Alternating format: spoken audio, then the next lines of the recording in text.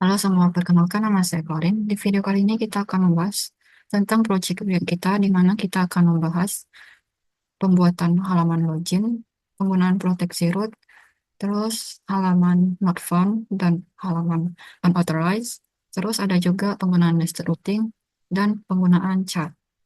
Dan pertama kita akan bahas halaman login.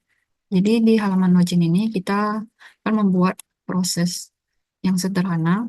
Di sini kita menggunakan dua step, yaitu username dan password, yang nantinya akan ditangani melalui form input. Jadi di sini ketika kita mengisi username dan passwordnya, akan ada button, yaitu button login. Nah, ketika button ini ditekan, kita akan menjalankan fungsi handle login. Itu untuk memeriksa apakah hasil inputan user tadi, yaitu username dan passwordnya itu sesuai dengan yang sudah di-set atau tidak. Di sini kita buat username dan passwordnya itu adalah admin. Jadi, ketika button login diklik, handle login akan memeriksa username dan passwordnya itu admin bertuliskan admin atau tidak. Jika iya, dia akan menyimpan ke local storage dan mengarah. Di sini juga menyimpan di local storage, terus dengan isi login, value-nya true, lalu dia akan mengarahkan kita ke halaman dashboard, yaitu menggunakan yang namanya navigate. Kalau misalnya username atau passwordnya itu tidak sesuai, maka dia akan menyimpan ke local storage dan membuat isi login-nya itu value-nya false.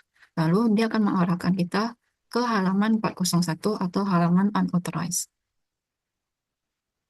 Jadi di sini kita menggunakan navigate dari React Router untuk navigasi halaman. Terus kita bahas ke protected root, kita bahas dulu. Jadi di sini di file main.jx kita buat protected root. Jadi protected root ini kita gunakan untuk melindungi root-root tertentu atau halaman-halaman tertentu. Jadi protected root ini akan mengecek apakah user tadi itu sudah login atau belum. Karena tadi kita buat usernya itu login dengan username dan password admin, maka di sini dia akan cek dengan penggunaan is login tadi.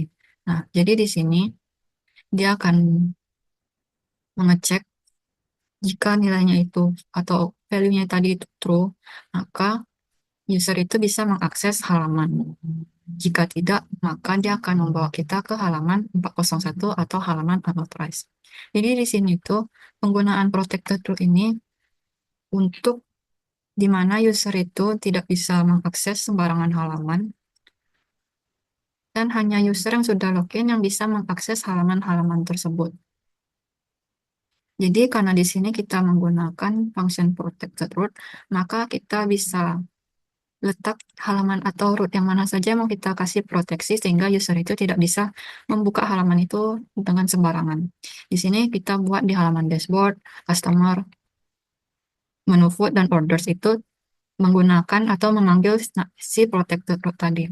Jadi di sini kalau misalnya user belum login, terus user itu membuka salah satu halaman seperti dashboard, orders, customer, dan menu food, maka user itu tidak bisa membuka halaman itu. Dan hanya user yang sudah login yang bisa mengakses semua halaman ini. Untuk hasilnya, kita lihat. Di sini kita coba dulu yang dimana user itu menginput salah satu username atau passwordnya itu tidak sesuai dengan yang kita set, yaitu tadi admin. Maka ketika kita klik button ini, dia akan mengecek.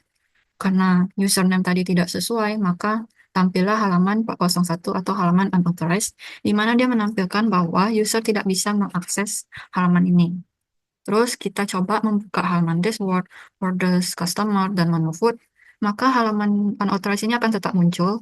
Jadi user itu tidak bisa mengakses halaman ini, karena dia tidak sesuai dengan yang username dan password yang sudah kita set. Terus kalau misalnya kita buat tadi username dan passwordnya itu sesuai sama-sama admin, maka user sudah bisa mengakses semua halaman. Itu untuk bagian login, terus penggunaan protected root. Ini untuk halaman unauthorized atau halaman 401 tadi itu. kita buat filenya, terus kita buat tampilan sederhana, yaitu dengan membuat ada kotak kecil berisi teks halaman 401 atau 401 unauthorized dengan deskripsi tidak memiliki akses halaman ini.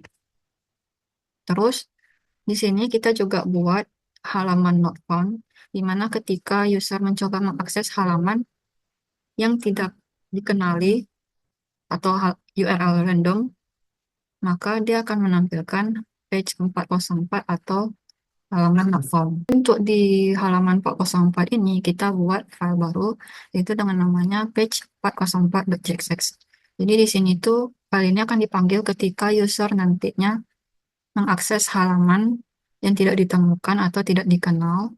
Terus di sini kita buat tampilan sederhana, yaitu dengan menggunakan image, terus ada juga deskripsi tentang bahwa kita itu mengakses URL atau halaman yang tidak dikenali.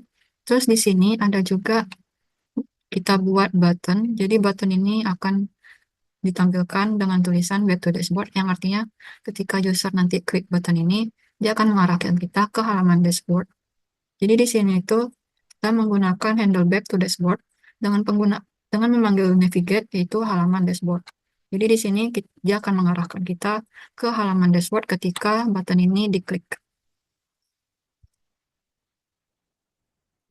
Terus di sini untuk root-nya itu di main.jxx kita buat root path dengan slash bintang.